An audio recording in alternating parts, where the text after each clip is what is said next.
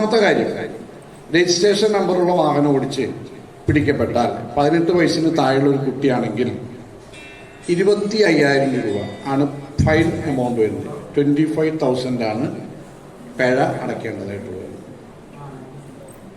Okay, തീർന്നില്ല. രണ്ടാമത്തെ കാര്യം,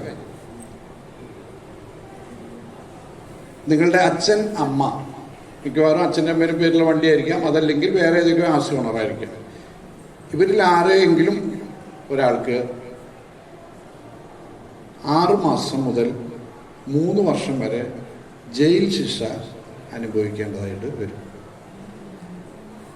മനസ്സിലായോ? എല്ലാവരുടെയും ജീവനും സുരക്ഷയും അത്യന്തിനേക്കാളും എനിക്ക് വിലപ്പെട്ടതാണ്.